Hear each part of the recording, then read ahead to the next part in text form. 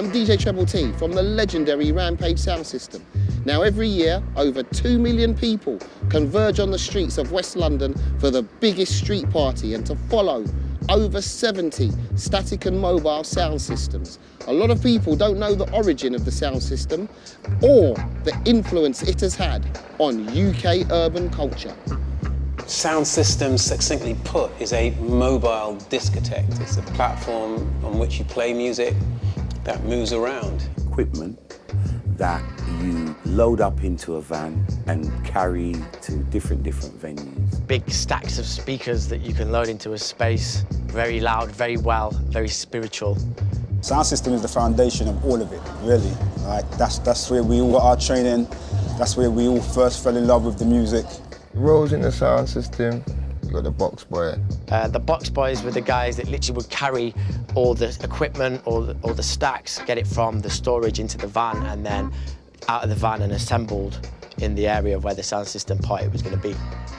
The man them that string up the sound, you get me? Then you would have the operator, who would be, I guess, the technical wizard who would help wire it together and make sure it's tuned and sound right, and then probably operate the sound system to make sure it sound great for the duration of the event. You've got the selector who's selecting records. Get them out the box, put them on, take them over, flip, etc. It's just, I guess it's the DJ. And you've got the MC who's curating the music. To me, a sound system is like being part of a musical gang. You know, you're not musicians, but you love music, you love putting on events, you love performing to people, playing, entertaining people, and the only way you could do that was via a sound system. They were a gang, but not the sort of gang you'd run from.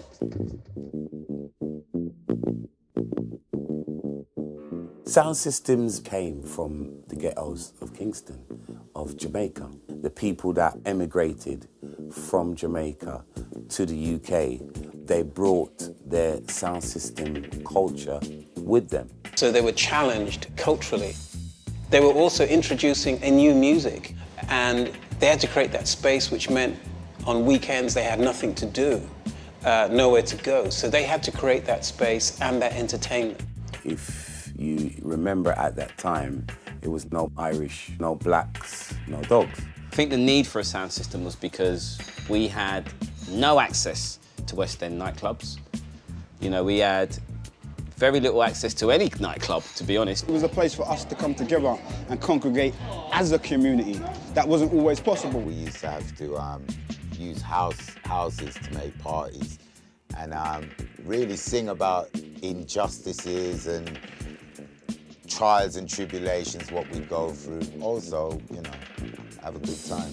The sound systems were very important because radio wasn't playing our music, you know, which was prominently ska and reggae music. So if the sound systems weren't playing your music, it was very difficult for your tune to be successful. We did a party, we'd have a van, we had a removal type van. All the equipment would be loaded into the back of the van. We'd go to whatever venue it is, legal or illegal, and it was very stealth. Van will pull up, door would open, electricity gets put on, and then these guys with like military precision be getting these boxes in as quickly as possible and then wired up. The idea was them guys could get it going in 15 minutes. One of my best memories of a sound system was arriving before anyone else. And this is Birmingham, this is Quaker City. And it got that name for the low-end frequencies that it pumped out. And I stood in the middle of the hall when they turned on and played the first tune. And there's something that happens with bass that actually just passes through you and then just resonates in you for a second. That actually you can feel the molecules somehow. There is a certain feeling around that danger of the bass. And sound system provided that interaction with low-end frequencies in a way that nothing else did. And you wanted everything to shake. It was very important. It was a sort of, you know, it was just crazy. The tweeters were overdone. Tweeters were like shrill. You'd go deaf if you stood up. But that was part of it. That was the joy of it. With the success of Bob Marley bringing reggae to the UK and the introduction of sound systems to the Notting Hill Carnival in 1973, sound systems grew in popularity and reached a much wider audience around the country. There was actually sound in Bristol, Birmingham, Nottingham, Huddersfield, Manchester, Leeds, UK-wide. But before us, you had sounds like Duke Finn, you had sounds like Sir Coxsone. I think British sound systems were far more eclectic. And Notting Hill Carnival was a big reason for that, because of the type of crowd that used to come to Notting Hill. It wasn't just a black crowd, it was an international crowd. And it meant that you could really flex, experiment. So you have Jashaka sound, which is like a roots sound, that where it's bass-driven. Sounds like Abashanti, Channel One, you know, Iration Steppers. These are bass-driven sounds, where it's roots music, so it's mainly 4 to the floor, you know, kind of vibes. And then you have sounds like Saxon sound, which is like where I'm from, which is more like a rubber dub sound. Traditional Caribbean, Jamaican vibes. You were famous for having MCs, you know, so Saxon was more like an MC sound. It was all about notoriety and reputation. And I still think that is the essence of sound systems. It was never a money-making exercise. You want to get known for tunes, you want to get known for having mixing, you want to get known for having a great MC, or being a selector, or having the best sound. You know, one of those things, but you can't miss the mark on all of them. If you hit the mark on 3 out of 5 of them, you're a good sound. You hit the mark on 4 out of 5 of them, you're a great sound. If you hit the mark on all 5, you're a legendary sound. Every time you would get 2 or more sound systems at an event, there would be underlying competition and rivalries. These would be resolved through sound clashes. A sound clash is when one sound comes to show the other sound who's the baddest selector, who's got the most vibes and energies, and who's got the best tunes, the best talk on the mic. You come to basically showcase your sound and how it sounds and what music you got to play and what you got to offer, basically.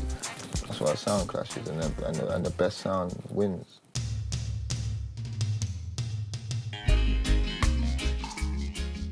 As far back as we can go in the UK with sound systems, we see a relationship to fashion. In the early days, it was weekends. It was the only time you had to dress up and go out, and you would be attending a sound system. But if you see any footage, especially 70s footage of sound systems, normally you get a guy who looks like he's come from Jamaica, but he's wrapped up warm with a big woolly tam on or something like that, you know.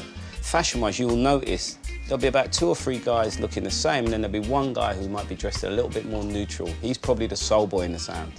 By the mid-70s, we'll see that the Jamaican community was bouncing off an American influence, a Jamaican influence, but heavily influenced by even the mods. And we'd see a combination of that in terms of how they dressed. But it was important to be sharp. The Jamaican community would exaggerate certain components. If it was trousers, it would be a little bit short so you could see the socks.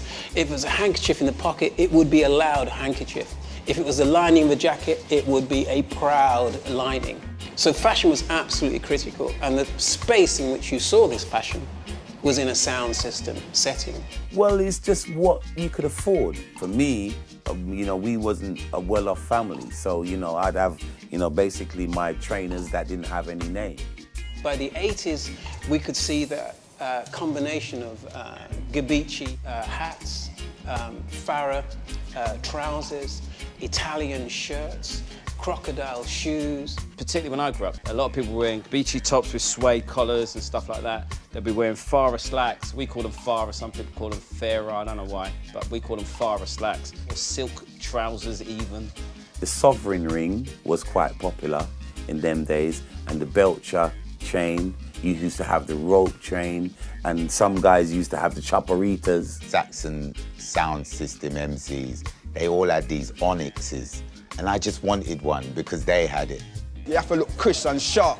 Have your little towel hanging out your back in case you bust a little one sweat, and have to damp it down. And the girls used to wear pleated skirts. So we used to have a tune called, you know, rub off every pleat in your skirt. So when the guys used to dance with the woman, you know what I mean, we used to whine with them, and we used to rub off all the pleats in the girl's skirt, you know what I mean? Sound system, I always say, is the kind of top of the tree of my musical taste, the way I DJ and thus for the way I make records. When I'm in a studio, I'm always thinking about how it would sound on a big rig. at Carnival over where it might sit in a club. Without the sound systems, there'd be no hip-hop, there'd be no drum and bass, there'd be no grime, there'd be no two-step garage or none of that stuff. All of those forms of music are played in the sound system way.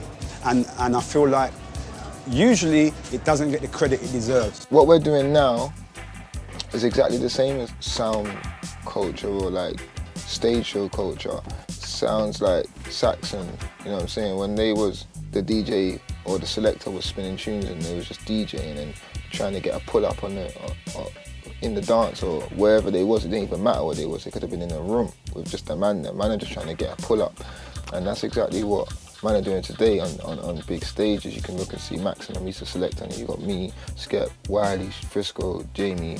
You know, we're all MCing, but back in the day they would have called it DJ, and we're still there just trying to get a pull up on the rhythm. That's wicked, and that's what it's about. That's what the energy is. You know what I'm saying? That's what sound culture is. Make up to teach you right, not the wrong, you know the Cockney translation.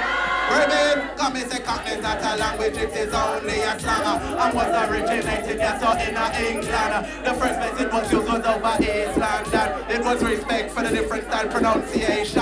Cockney had names like Terry Arthur and Del Boy. We have the Northeastern Leroy. We ball out, yo! When Cockney call it Jacks, you know they got the translation.